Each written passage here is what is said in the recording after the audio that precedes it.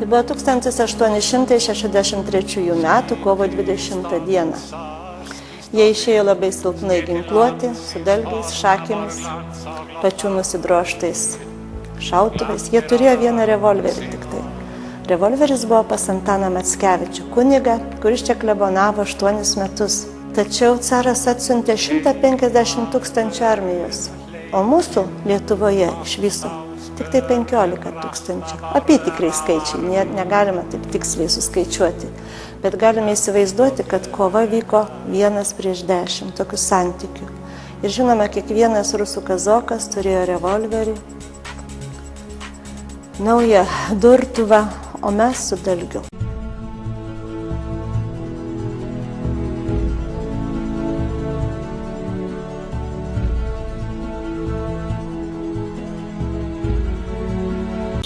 Miestelio parapijoje klebonavęs kunigas Antanas Mackevičius sukilimo metais apylinkių vyrus įtikino priešintis caro tironijai.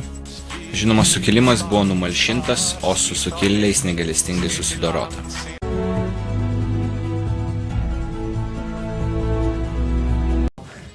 Tų metų gruodį Kaune Antanas Mackevičius buvo pakartas. Carinio teismo teigimu jis pirmasis iškėlė sukilimo vėliavą Lietuvoje.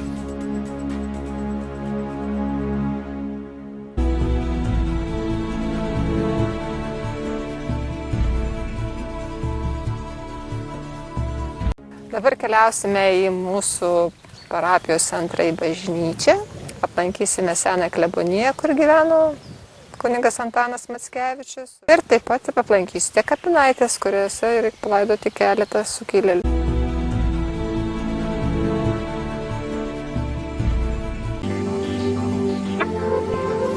Na štai prašome vidų.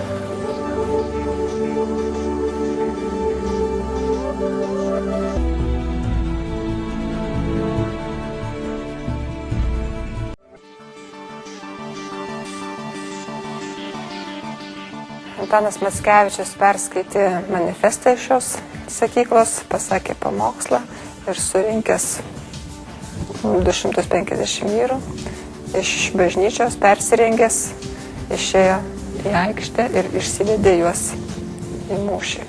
Šioje bažnyčioje Mackevičius perskaitė sukilėlių manifestą 250 vyrų. Tuomet nuskubėjo į kleboniją ir nusimetė sutaną, apsisiautė kailiniais, susiveržė diržu, o vietoj šventojo rašto į rankas paėmė revolverį.